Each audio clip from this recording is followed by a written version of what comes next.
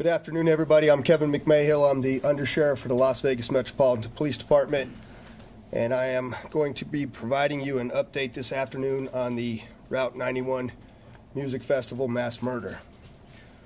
To date, we have run down well more than 1,000 leads in this investigation. While some of it has helped create a better profile into the madness of this suspect, we do not still have a clear motive or reason why. I can assure you that we are aware of all aspects of this case, to include the rumor, innuendo, and supposition by many in the public. And I get it. We all want answers.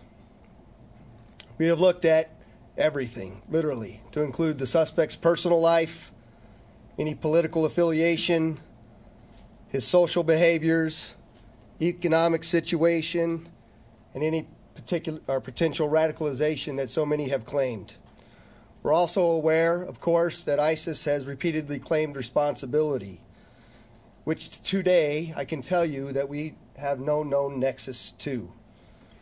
We have been down each and every single one of these paths trying to determine why, to determine who else may have known of these plans.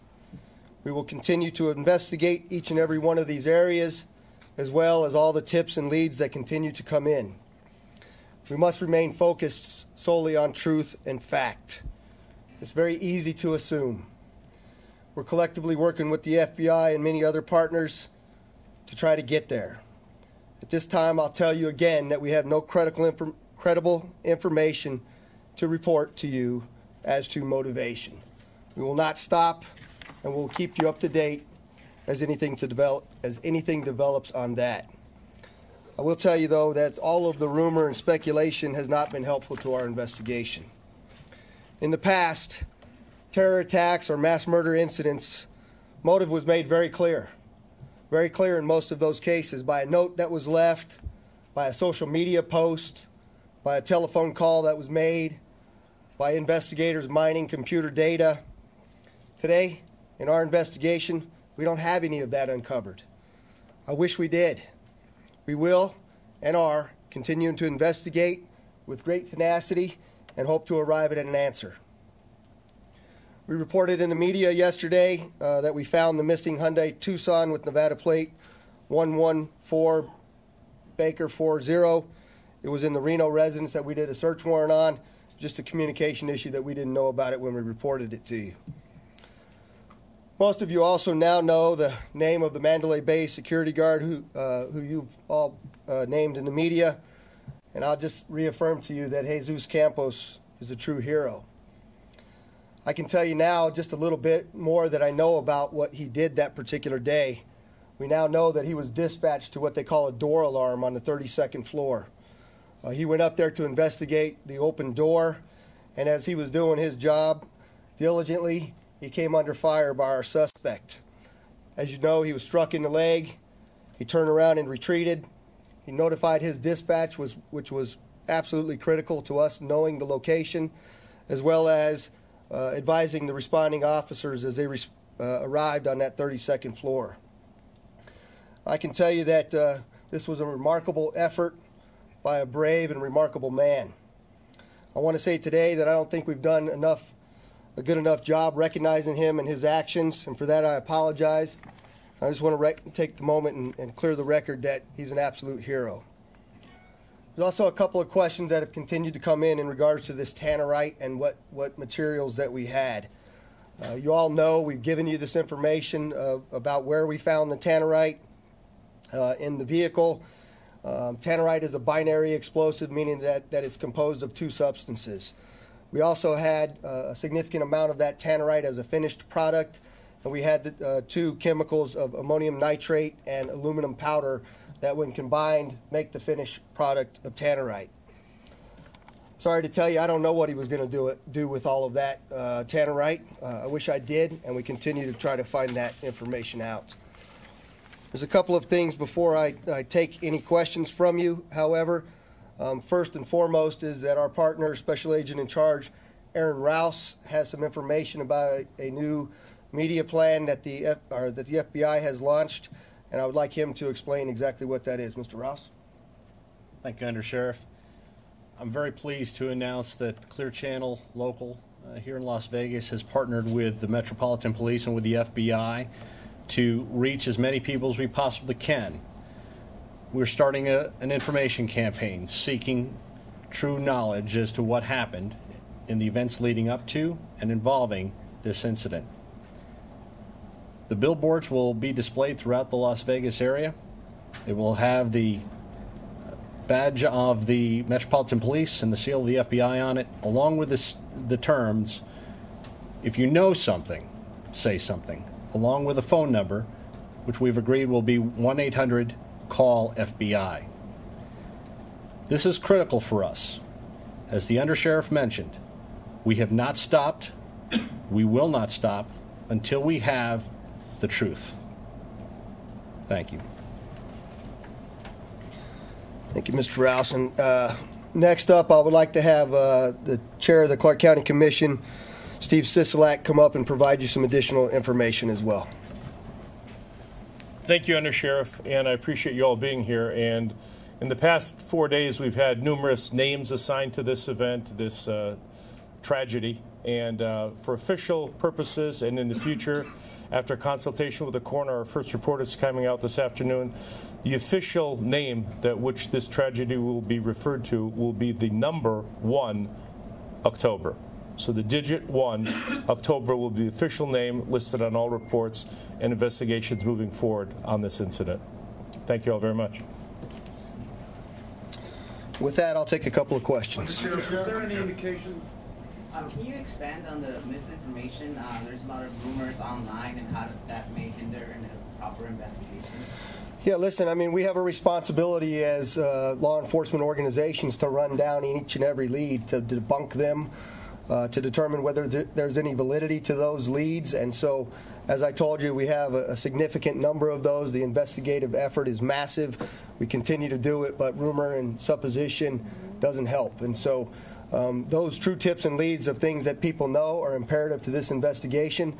But just because you think you know something doesn't necessarily mean that you do. If you have factual information that you can provide us in regards to this investigation, it would be helpful to us. Thank you. I understand that motive is still unclear. However, can you confirm that investigators, while recovering these numerous electronic devices and cameras, they may have recovered a video in which the suspect may have alluded to his motive, or any type of video regarding the shooting? I'm not aware that we've recovered any such video. Have you been able to resolve the question of whether he had any help, or whether there was an accomplice, or can you eliminate the question of whether you are specifically trying to find somebody else? Okay, the question is, can we confirm whether there's an accomplice or not? I can tell you this: we're very confident that there was not another shooter in that room. What I cannot confirm to you today, and what we continue to investigate, is whether anybody else may have known about this incident before he carried it out. Concerning the tannerite that you talked about, we know it comes from certain types of... You're going to have to speak up, I'm sorry. Concerning the question of tannerite, what it is being used for, was there any indication that anything that was found in his vehicles or his home, that there was a chance this guy was putting together IEDs, with shrapnel with containers or anything else like this, or was this just a standardized package that's normally sold? Right. The question is about the tannerite that we found and whether we believe he was trying to make it into an IED. I can tell you we found it in the condition that it was, and it did not resemble an IED. I don't know if you guys talked about this or not, but in the video of the Mandalay Bay, have you reviewed all that to see if somebody else came with him, or all those days prior? The question is, have we reviewed the video from the Mandalay Bay? I can tell you that there's voluminous amounts of video from many different locations. We have reviewed it, and we have not located any other person that we believe to be a suspect at this point. Was there any indication that someone else used his card key to get into his room while he left the hotel? The question is do we know that anybody else used a room key for the hotel room, and we do not believe that happened. Undersheriff, do we know? Can you comment on whether the shooter had any mental health diagnoses, whether the reports he's taking Valium or another medication? The question is about the medical status. That is another aspect of the investigation we're keenly interested in, and we continue to investigate that. Are you looking at whether he was... Go ahead, sir. On the timeline, so the security security officer tells you on the timeline that he was shot at 10:18, that's when he tells you he was shot. When was he shot? I can give you the exact time off the timeline off camera. I don't remember. I don't have it in front of me as we sit here. I'd be clear about the timeline, right? What the sheriff and I both explained to you at different times is information that we had initially. We went back and reconciled it with what was on the body-worn camera as well as what was in our computer-aided dispatch, the CAD data. And so all of that timeline that we represented to you is what we have to the best of our knowledge today. I'm sorry I cut you off, That's man. okay. I was just wondering, are you looking into the question of whether he was kind of obsessed with the month of October since he bought the guns in October and his lawsuit was dismissed in October? I can tell you that our investigation is focused. I'm sorry. The question is, are we looking specifically at the month of October? The answer to that is we are looking at every aspect from birth to death of this suspect in this case. So just to go back to the security guard, are you able to tell us what time the alarm went off on the 32nd floor and why it was going off? And is there any, is it at all possible that the security guard was shot before Paddock was firing into the crowd? So you have a two-part question: is what time did the suspect go up, or I'm sorry, the security officer arrive to check the door, and why? The question, or the answer is that the door alarm went off, indicating that the door was ajar. So the officer was dispatched up to check that specific time. We have it. I don't know what it is. And I'm sorry, your second question? Is it possible that he was shot before Paddock was even firing? The question is, was the security officer shot before the suspect was shooting into the crowd? The answer to that is yes, we believe he was shot.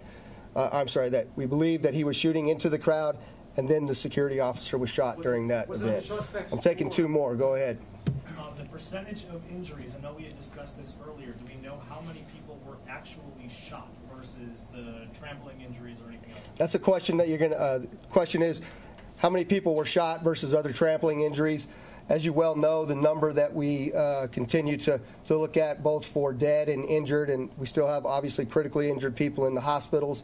You notice I'm not giving you a number because that number continues to change every day. People are being discharged from the hospital, and I'll let the coroner answer those questions because he's best provided to give you the information in regards to whether somebody received a gunshot wound or another type of wound.